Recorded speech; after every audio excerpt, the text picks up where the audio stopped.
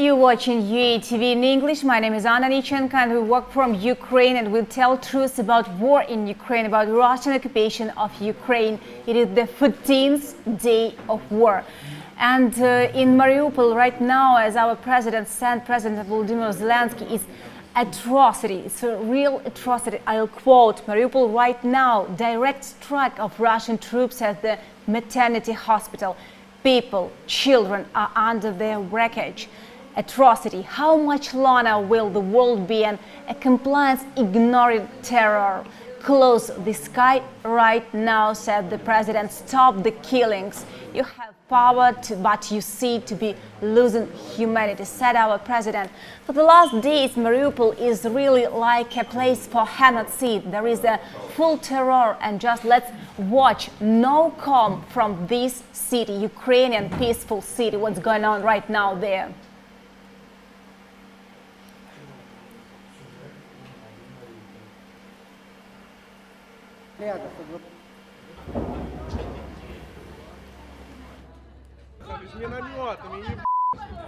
Таня, она ж не залезет в подвал. Ну а что мне теперь?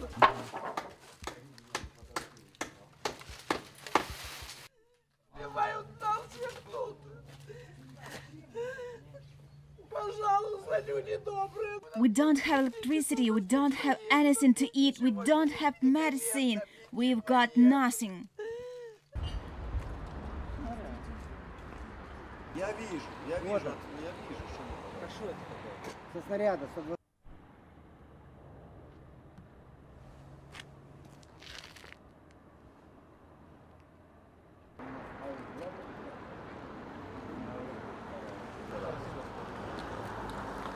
Окраины города лупят, все заминировано. Пока весь на сегодняшний день, на сегодняшнюю... Everything is mined. The ways out of town are being shelled.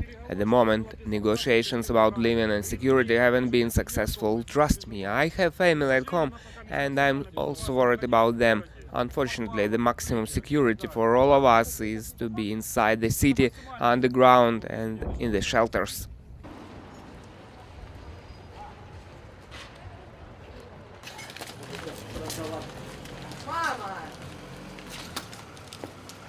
You bastard, you stole that ball now, put the ball back. Why you haven't come here? Why are you stealing everything?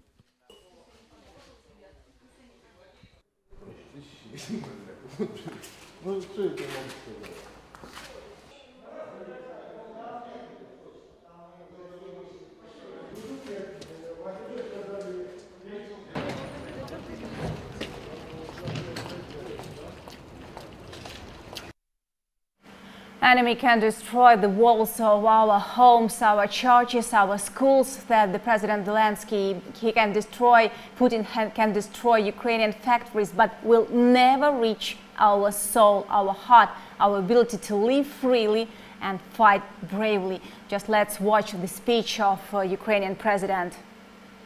Хоробрі українці нескореної країни. Вже 14-й день нашої оборони, нашого захисту. 14-й день нашого єднання. По-справжньому всеукраїнського. Масштаб загрози держави максимальний. Окупаційний контингент вже завів на нашу територію майже усіх, кого збирали для вторгнення в Україну. Але і масштаб нашої відповіді максимальний. І це два різних слова максимальний. У них і у нас. У них тільки техніка по максимуму, у нас до техніки ще й наш народ. На висоті. У них тільки накази, наступи, вбивати, знущатись, а у нас ще реальне бажання мільйонів українців перемогти, захиститись, очистити свою державу.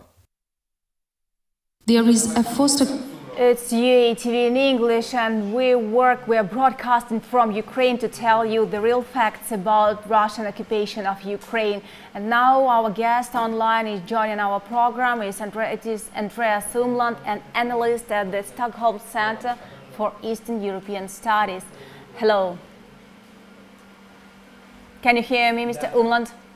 Yes, I can hear you. I hope you can hear me. Yeah, I can hear you. Also, thank you that joined our program today. And I'd like to talk to you about humanitarian corridors and the Russian occupiers disrupted the evacuation of people from Bucha and Hostomel, the Buchansk City Council reports. Now, how can you think? You know, lots of facts of different wars in the whole world, but is it normal? It's over the, I don't know, it's like genocide, it's like I don't know what, just to open the corridor and then say, and then just destroy these people, kill these people.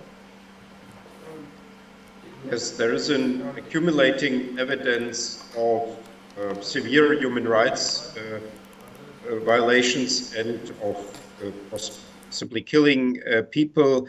And I think this is going to be a huge long-term problem for Russia, in that all of this is being documented. We have partly a war filmed with cameras, with telephones. And so this is something, from my point of view, rather stupid to do by the Russian soldiers, because they're going to be, they're going to be lots of court proceedings in the future concerning these human rights violations and rule of war violations. And talking about these corridors, human corridors, I'd like also to say that real situation, 2 million Ukrainians, children and women are exhausted by Putin's war. United Nations High Commissar for Human Rights recorded. And really, facts are really incredible. It's really hard to believe in these facts because a 6-year-old girl was found dead because of dehydration. In this world of democratic, it's really hard to believe in this. And our Ministry of Temporarily Occupied Territories asked occupiers just to give the corridor. And let's watch Mrs. Mereshuk.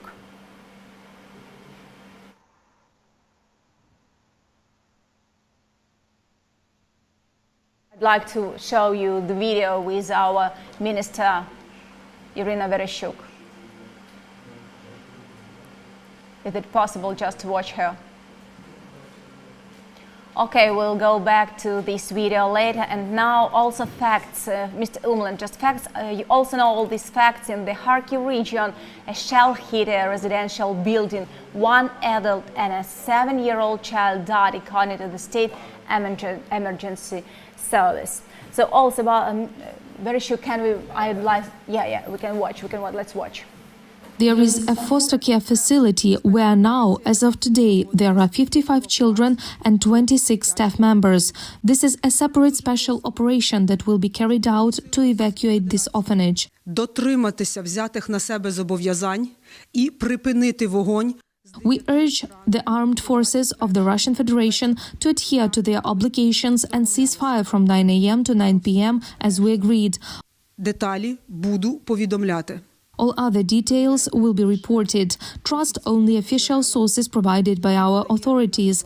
Glory to Ukraine. We are moving, we are working, we are headed for the victory. From this maternity hospital, 50 children were saved. Thanks God, everything is okay with them in Warsaw. Mr. Umland, what do you think about humanitarian help from all the world? Well, the problem that has now appeared is that Ukraine has requested direct help from NATO, in particular this so-called no-fly zone, and that unfortunately we have this situation now, a deadlock situation, in which NATO does not want to provide direct help to Ukraine.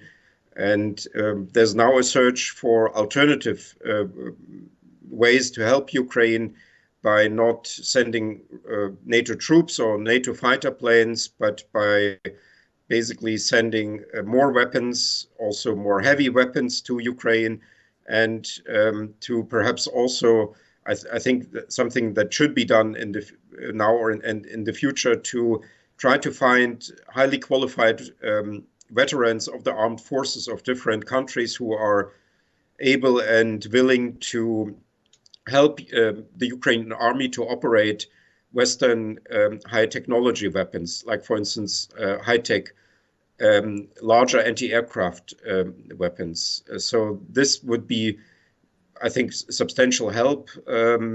And one has to also think here creatively how to actually solve this issue, and to try to present new ideas how the countries of NATO, of the West, could help Ukraine without actually sending NATO troops. Not only Ukraine, but also to Europe. I mean, Russian troops damaged Chernobyl in Ukraine, and now even United Nations nuclear watchdog said that they lost the contact with safeguards monitoring system at Chernobyl. And what can be consequences of this damage? It can be not only for Ukraine. Yes, this is, I think, one of the major arguments for the West to better get involved here, because it touches not only such issues as international law and European values and human values, but it's also now about the basic security interests of the Western states. We had this incident at the Zaporizhia nuclear power plant. Now we have this strange situation at Chernobyl. There's a third nuclear power plant in the Mykolaiv region, which is under under threat, or which is also in the combat zone, basically, already. So there's now a multiplicity of fundamental, basic security risks for the West, which is why it's in the own best interests of the West to try to soothe the situation here. Russian narratives that Bear Labs in Ukraine to experiment on humans. The US has established a network of Bear Labs in Ukraine to experiment on humans. Russian talked about this. What's your position? Yeah, this is unfortunately what has been happening during the last 8 years, especially, but even before. There is a huge amount of misinformation about Ukraine. And I think also the West has not sufficiently responded to it. There is now a large industry in the West that is sort of disclosing the fake news and the disinformation operations. But the main problem here is actually the disinformation that is on a daily level, and basically now on an hourly level, in an hourly rhythm, used to indoctrinate the Russian population. That is actually, I would say, the main problem, that the Russians, or at least those who consume the official information or disinformation channels, the TV channels and so on, and the rest of the world live in different worlds, in parallel worlds. And these allegations about biological instruments, or that Ukraine is building a nuclear weapon, and all of this, and about the allegedly dominant role of Nazis in Ukraine. I think that in the West now many people understand that this is fake, but in Russia, unfortunately, seems to be the reality for many.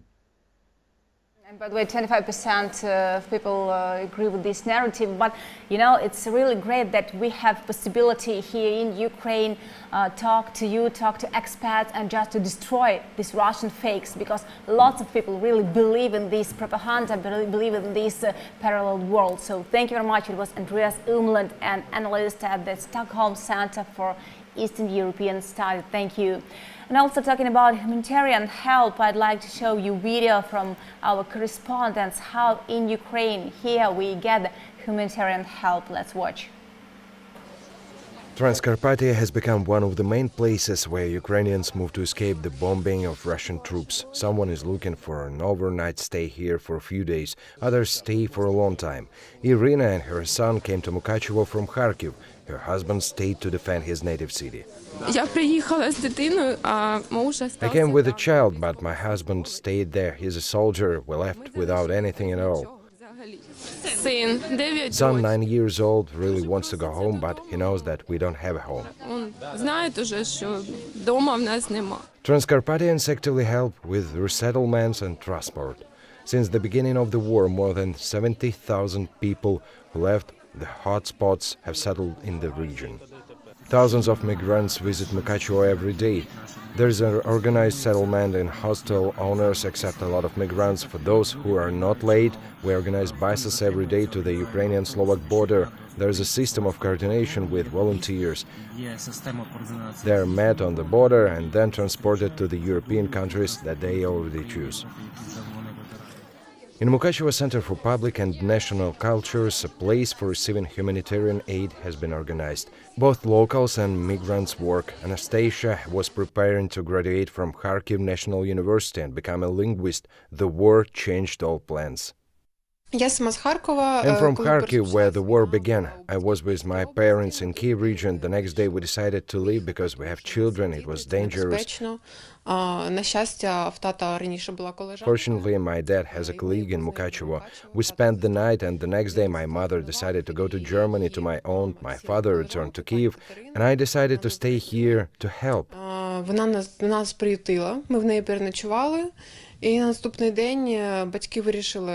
Because there's not much help in going to Germany, just sitting there, when I can help people here. А я вирішила залишитись тут, щоб якось допомагати, бо немає особливо сенсу їхати в Німеччину, просто там сидіти, коли можна тут бути і якось допомагати людям. In the humanitarian center, migrants can get clothes, household goods and food. All necessary is carried by those who are not indifferent. Люди дуже сильно просять. People are asking for tracksuits because a lot of them spent 8 days in jeans in the basements. They ask for t-shirts, some leggings. They ask for clothes in which they can wash and change. Халатики, тобто одяг, який вони можуть помитися і переодягнутися. Хочу подякувати всім I would like to thank all the people of Mukachevo, all members of the territorial community for the assistance you provide. I want to thank those residents of Mukachevo living abroad. They help us a lot too. Вони нам допомагають дуже сильно. The humanitarian center in Mukachevo is visited by hundreds of migrants every day. There is a need in mattresses, bed linen, shoes, dishes, electric kettles. Products sell out quickly. I took 2 jackets for my son, cereal, toilet paper, washing powder, sugar. People are very helpful and kind here. Thank you. You can bring and receive assistance in Mukachevo at Cyril and Methodius Square 30. Those who need a settlement can visit the Center for the Provision of Administrative Services and Dukhovichna Square 2. Our online program joins Lina Frolova, Deputy Chairman, Deputy Minister of Defense of Ukraine 2019-2020. Can you hear me? Yes, I do. Hello. I'd like to hear your position about this speech. Putin's spokesman Peskov said the issues of returning Crimea to Ukraine by the Kremlin isn't being considered. The Russian side considered that the Luhansk and Donetsk People's Republics to be sovereign states, and this must be de facto and de jure recognized. Your thoughts about this? Well, Russia never follow any agreements and meet any agreements, and whatever they agree, they just violate always in their history, not only in modern history. So I consider that any negotiations and any conditions which they issue now, this is just for them to attempt to play with the time, but not to reach the real agreement. Should Ukraine hypothetically agree, for example, to acknowledge some so-called these republics, it will just lead to the next claims. Russia acknowledged only position of power, only position of force. So and they actually declared, because before starting this war, they declared that the Ukraine is a historical mistake and they need to fix it to eliminate Ukraine. So we have a war for survival, and Ukraine can only win this war. We have no other chance. That is why I think that any of their claims and their public statements means nothing from the 24th of February, actually, when they started the full-scale war. We can negotiate before it, but now we just need to win. Say now that temporarily tell about the whole world about failure of mobilization on temporary occupied Ukrainian territories, because people there, men there, don't want to go to fight against war, against Ukrainians, and the mobilization is really failed. But in Russian, I don't know, press and Russian media, everyone say that, oh my God, no, just people from Lugansk and Donetsk are ready to go and to fight for their freedom. How to work with this, how to fight with this propaganda? And what do you think about failure of mobilization on temporary occupied territories of Ukraine? Well, for sure, we don't know the exact situation which is going on now on the temporary occupied territories. We got some information from people who are residents there and still Ukrainian in their soul and in their citizenship. They declare something, but of course we don't know exact figures. But I'm very doubt that we will have many people from there who are ready to fight. Because these people still have the access to other information that the Russians want, and they see what's going on here. They receive calls from the relatives. They know about that, how devastating is the state of the Russian army here. So I don't think that all these unprepared people without like a military experience are ready to go and die. Simply here. But of course, all this propaganda, it's more targeted at Russian population than any other population, because I don't think that someone still left in this world who believes in what Russian TV is saying. So this is mainly just internal propaganda. And frankly saying, I don't care what Russian people think, because they stopped thinking like many years ago. So I don't think we need to fight with it. I think we need to show the real picture, the truth, and truth always will prevail. And just showing the truth, lots of Russian military people, they just now break their passports, and there are lots of confession. Oh my God, I just want to go back home. I don't want to fight, and etc. and etc. Let's watch one of these.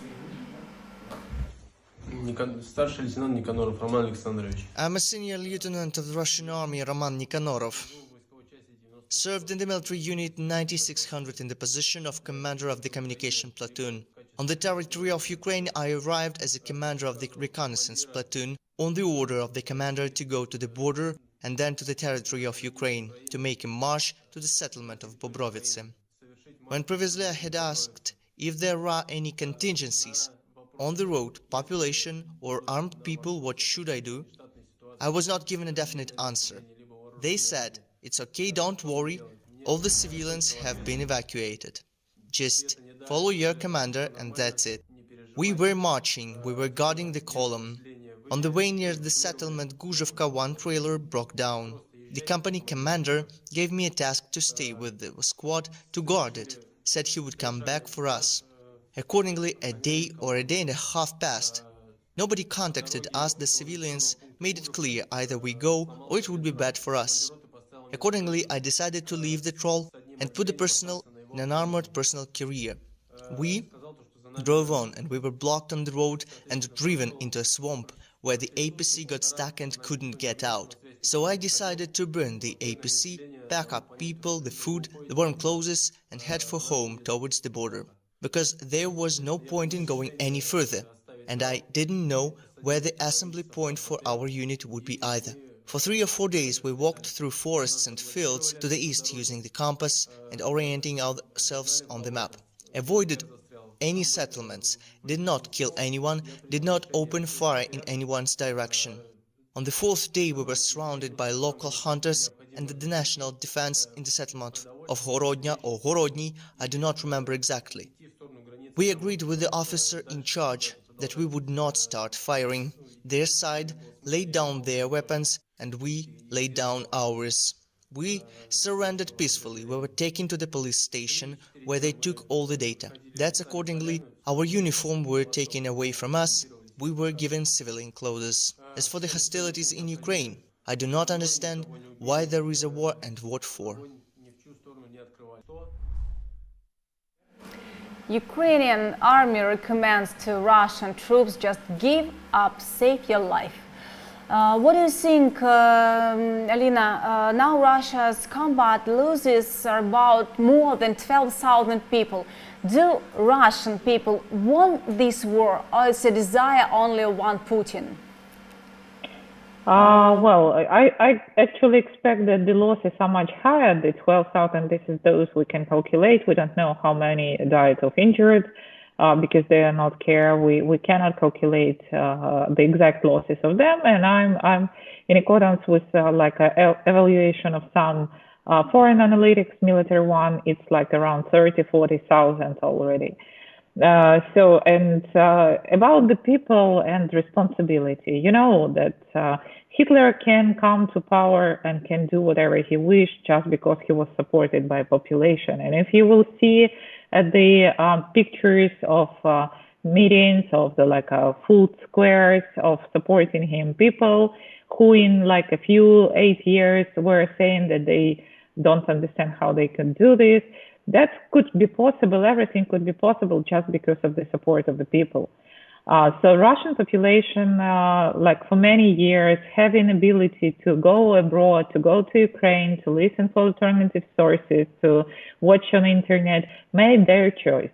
They have Putin. They didn't try to kick them off from the power.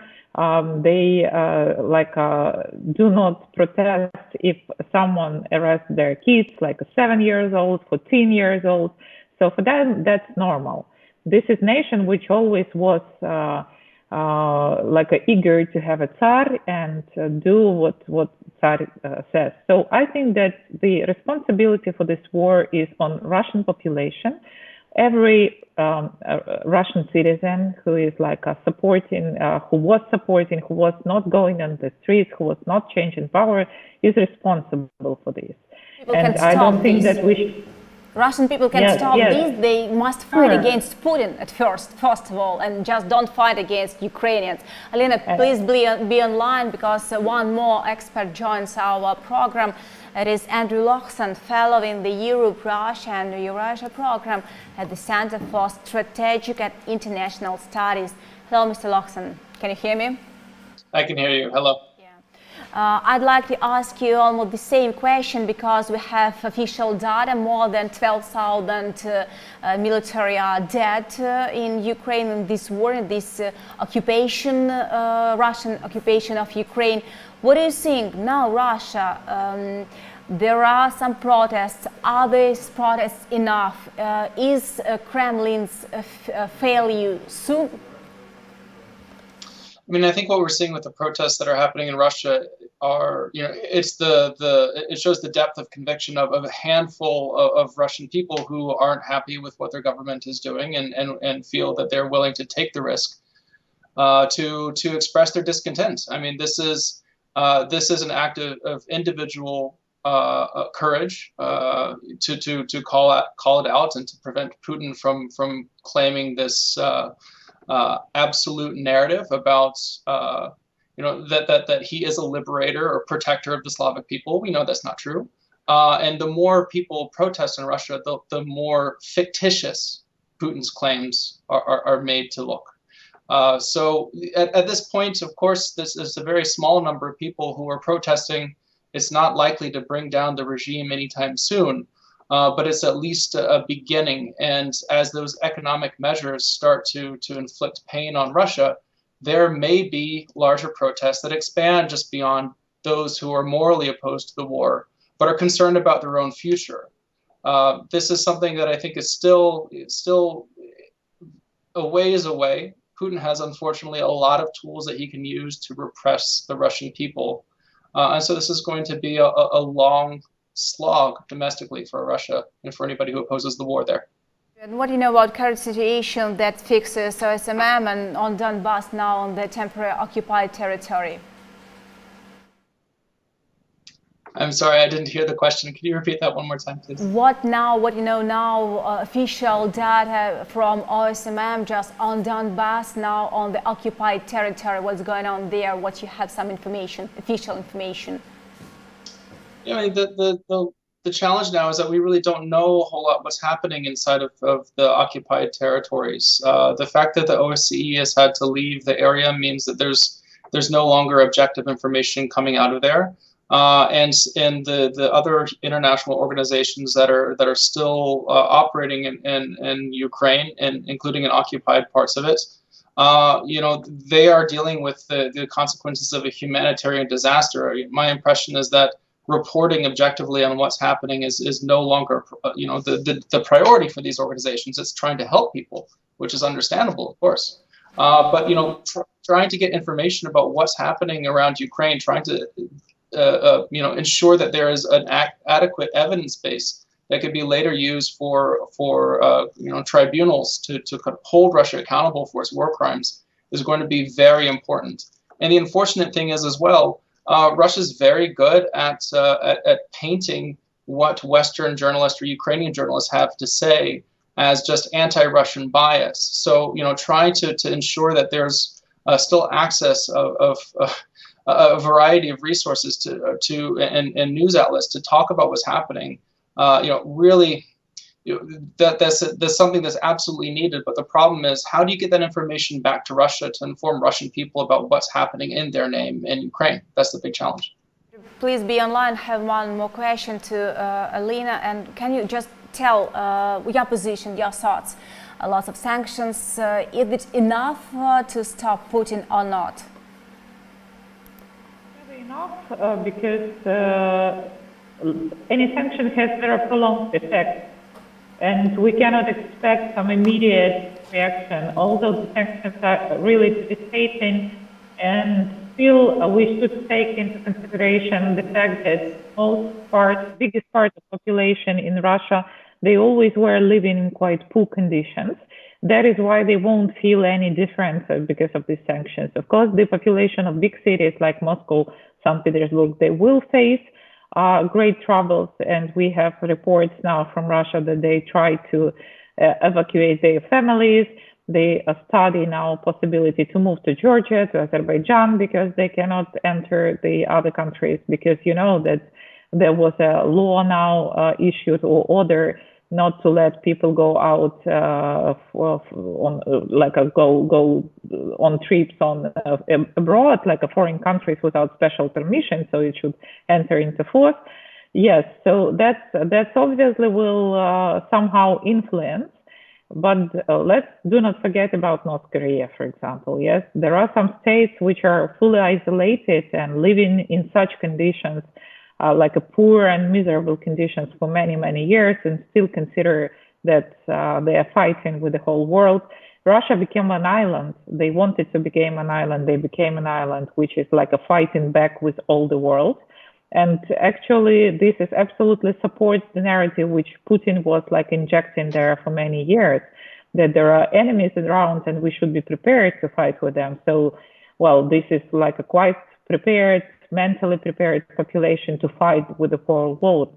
And they received, let's say so, they received some kind of confirmation of the words of their Putin, of their president. So I think that they will stay, unfortunately, they will stay for a long time in this position. And our task is like to deter as much as possible this like a country from going out from their borders, because the only thing they are bringing to the world is like they could kill, they could destroy, but they cannot create anything else.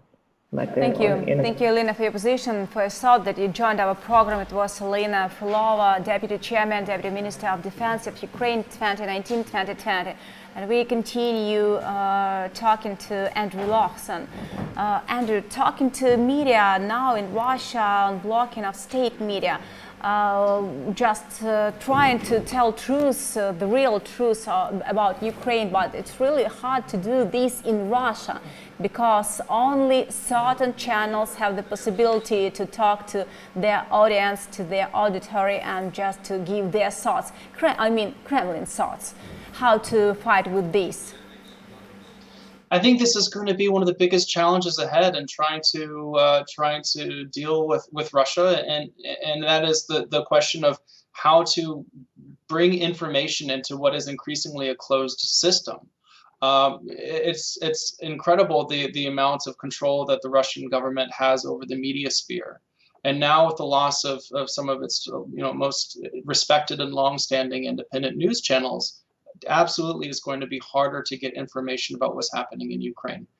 My hope is only that the number of families that have relatives in both Ukraine and Russia can help still keep people-to-people discussions alive. That people in Russia will listen to their relatives who are telling them about what's happening in Ukraine. But unfortunately, we also have heard anecdotally plenty of reports of Russian citizens who simply cannot imagine that their government is engaged in a war of aggression. Additionally, this, as the media environment, as the broadcast media in particular is more and more under the control of the Russian government, then there's going to be a need to rely on more sources of horizontal information sharing, something like Telegram or Facebook or TikTok. And we've also seen that these platforms are also coming under tighter and tighter restrictions. So I think going forward, it seems that the path is clear, that Russia is going to continue to tighten the information space. And this is the next challenge for the West, for Ukraine, for any country that cares about Europe, I think, and for the whole world. Yeah, because these values, not only Ukrainian, yes, these values belong to the whole world. And now in peaceful country, Putin came and started killing just civil people. It's really genocide. And talking about sanctions and talking about diplomatic decisions, what do you think? The United States is the whole world's top oil producer, but why does it still imports oil from Russia? Now we know that it will be embargo, but why this position was for some time? I think there is really an understanding that the global energy markets are connected and that banning Russian oil imports will have a domestic effect. I hate to say it, but this is an election issue for any U.S. politician. If citizens see that their gas and oil prices are going up, then they're going to be concerned. They might consider a change in party or a change in leadership. I think what Biden has done now by announcing this oil embargo is a significant step forward. It's real moral leadership to say that there's going to be costs that the entire world has to bear to deal with Russian aggression. But I think this is a strong show of support for Ukraine. I'm also heartened to see that the UK is following suit. I mean, they are actually a slightly larger consumer of Russian oil than the United States. But still, there's a number of countries that are still importing Russian oil. Their economies depend on it a bit more than the U.S. And so that's going to be the big challenge ahead, is how do we deal with a country like the Netherlands that is responsible or is the consumer of about 13% of Russian oil exports? That's the question I think that we need to think about going ahead. By the way, talking about help and about joining all the countries against this terrorism, against this crazy person, Putin, crazy creature, I must say only.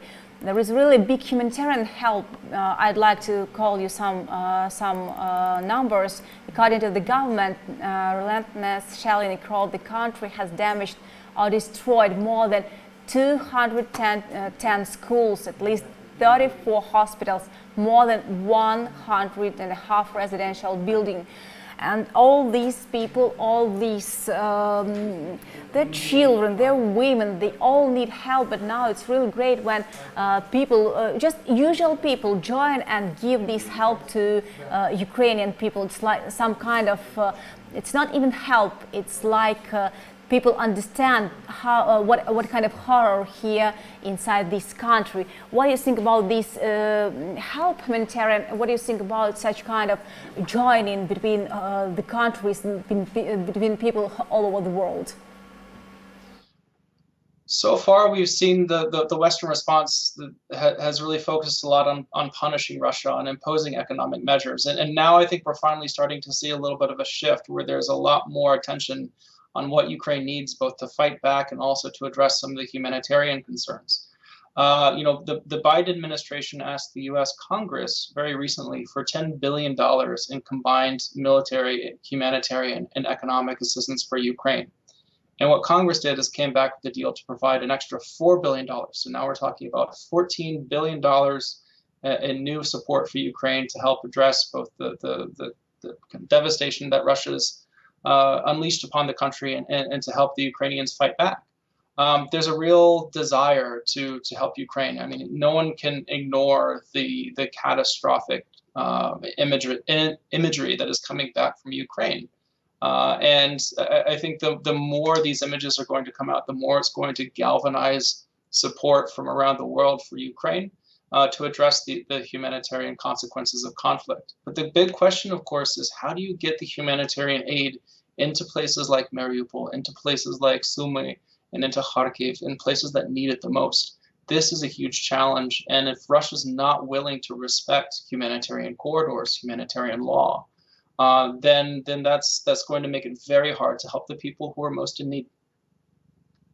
Thank you, Mr. Loxan, that you joined our program. I hope to see you here online in our programs, in our broadcasting from the heart of Ukraine and from this situation. Andrew Loxan, fellow in the Europe, Russia and Eurasia program at the Center for Strategic and International Studies, was with us online. And also more information I'll give you from the World Health Organization. It said that it has documented 18 attacks on health facilities, workers and ambulances since the Russian invasion of Ukraine began. It was on 24th of February, I remember you.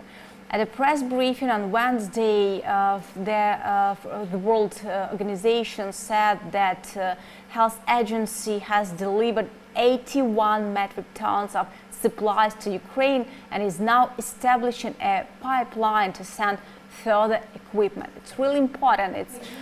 It's joining of the whole world in this case.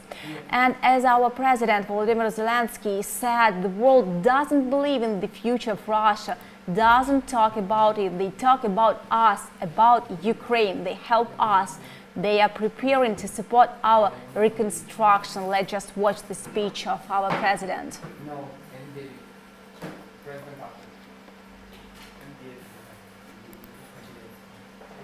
Сьогодні дуже важливі новини.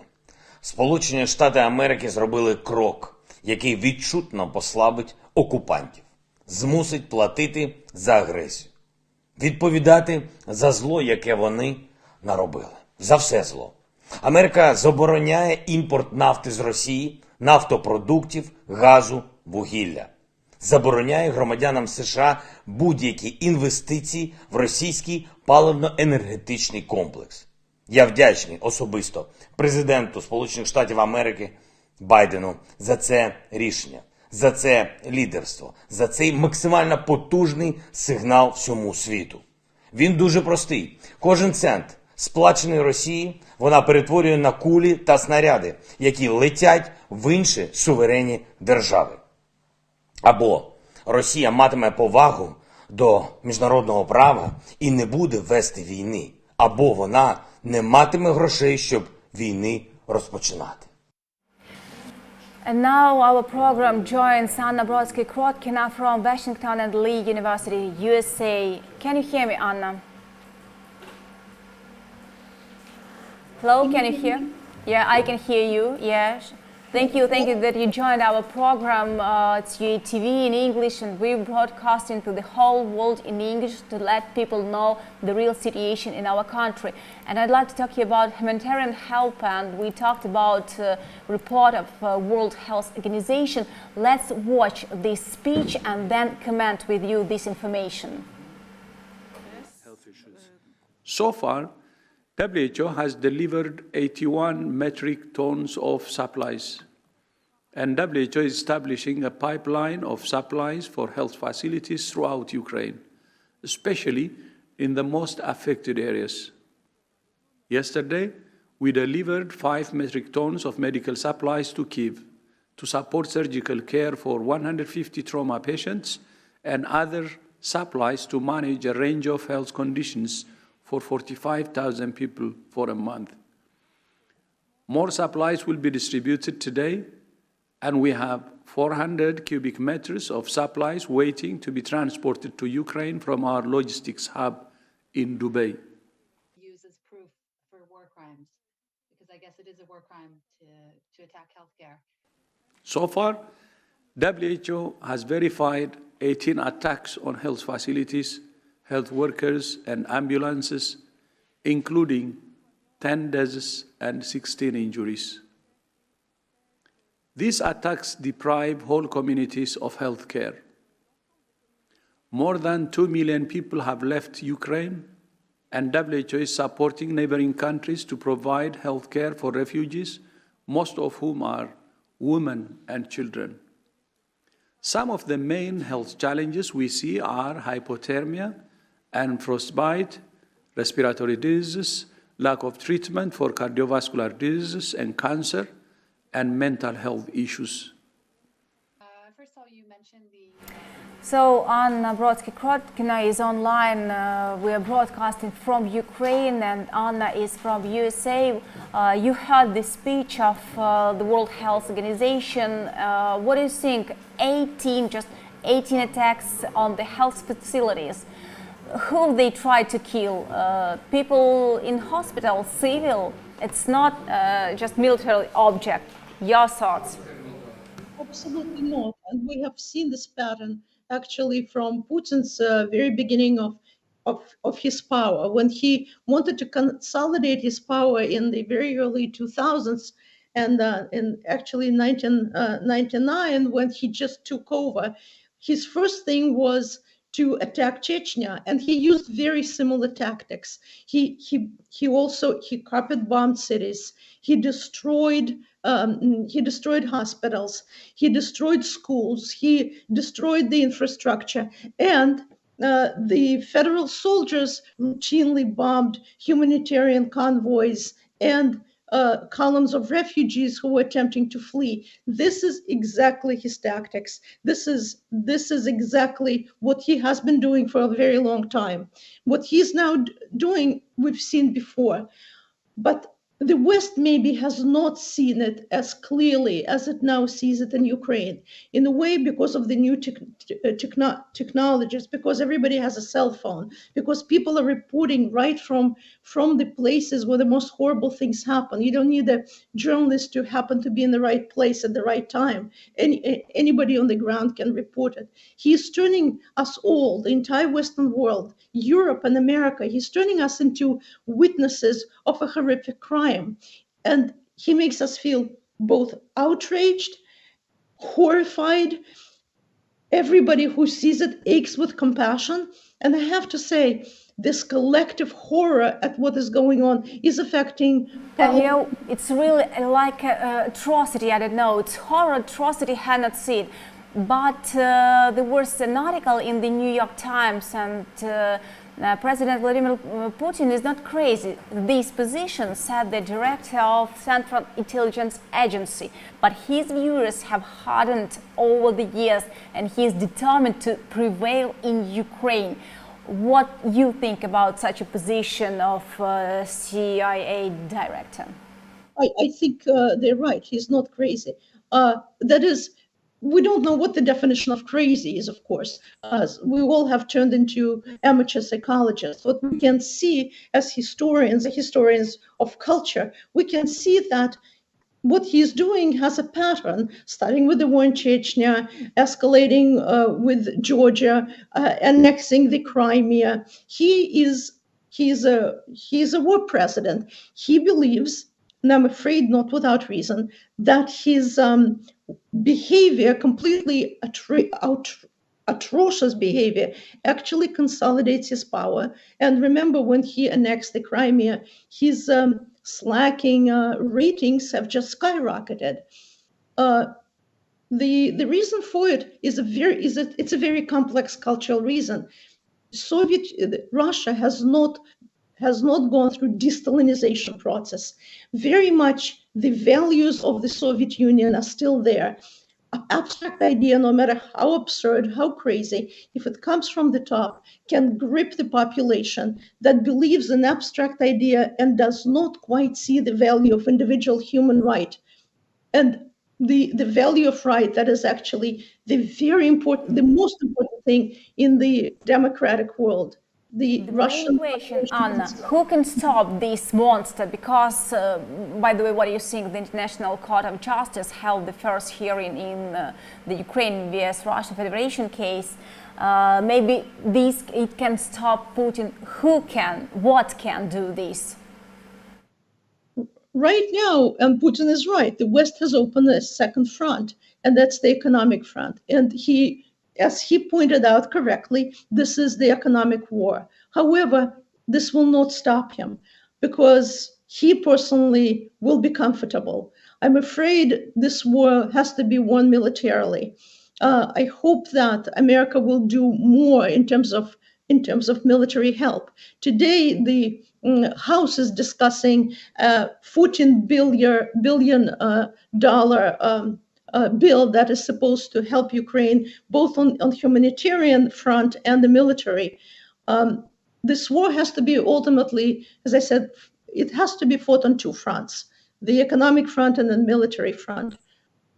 We saw photos, videos that there appeared in Washington, Zelensky Street, and lots of Americans support our country and support our president. What you see in your city, in your country now, in USA, I mean now, according to Ukrainians? There is support for Ukraine. The last poll that has been of public opinion says that 80% think that more aid is needed. 74% actually hopes for a no-fly zone, though I have to say that they probably don't quite realize what a no-fly zone means. 81 feel that we're not doing enough. We as Americans. So the public opinion is very heavily on the side of Ukraine. And the public opinion matters because Americans vote for their presidents. If the president does not respond to the public demand, then he will go. So it is in the political interest of Biden to adhere to what people want. And it's very important to keep the information flowing to America. Right now, American television, I have to say, is doing a great job. If you, no matter when you turn on the CNN, you're going to see the scenes of war, and that makes us all participants, and that's what is consolidating the public opinion. I have been to every demonstration in New York, and I've seen people enthusiastically support Ukraine. There were, of course, many Ukrainians. Yes. That's what journalists have to do. It's really important just to show the truth, not more, show the truth. Thank you, Anna, that you joined our program. Anna Brodsky-Krotkina from Washington and Lee University from USA was online with us. And I'd like to end this talking hour with our president's words. This war must be ended. We must return to peace. Leave our home. Go back to your 14 days of a full-scale brutal war, terror against our people. And one more quote I'll also mention: enemy can destroy the walls of our homes, but he can't destroy our souls. We believe that this war will stop, and we work and make lots of work just to informate you and give you the real facts that is going on here in Ukraine. And also, I must announce that later in UATV will work my colleagues.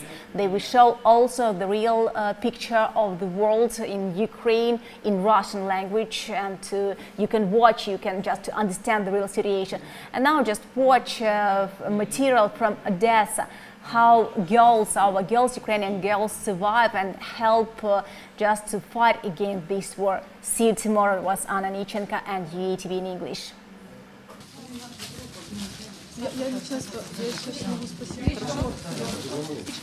This is for our territorial defense, for poor families, for all citizens who need help. Food, warm clothes and ammunition. In Odesa, volunteers collect everything necessary for the Ukrainian army, orphans, single pensioners and large families. Odesa women united in a women's mutual aid unit. We try to help the disabled, children, migrants who come to Odesa. Thank God here, in comparison with Mykolaiv and Kherson, it is quiet. Every day, more and more people join the women's unit. Alexandra, mother of 3 children, also joined the unit. Together with her family, the woman helps those in need and coordinates the work. There is a lot of work here, she notes. We need more people and we still have lack of products. We are in dire need of diapers, both for children and adults. There is enough work for men also. Everyday citizens try to help in some way. Entrepreneur Maxim brought 400 liters of milk. Unfortunately, not everyone can shoot and protect. I just brought milk for future food, for fighters, territory defense and volunteers. Everyone needs food. Help and support in this moment. According to Women's Mutual Aid Unit, unlike the territorial defense, Odesa National Police is less provided with everything necessary. Volunteers are trying to solve this problem on their own. National Police in Odessa doesn't have enough ammunition and everything else. The women's unit asks to bring thermal underwear for fighters, berets, as well as canned food, vegetables, cereals, sunflower oil. There is a need for things for children and women. Second-hand store owner gave 5 tons of clothes to volunteers. Odessa woman has always been a mother. We want our guys to be safe and comfortable. Now the Women's Mutual Aid Unit has 1,200 active women, but it is not enough. They need more members and car volunteers to help on time. Victoria Sinko, Taras Osipov, Odessa, Ukraine.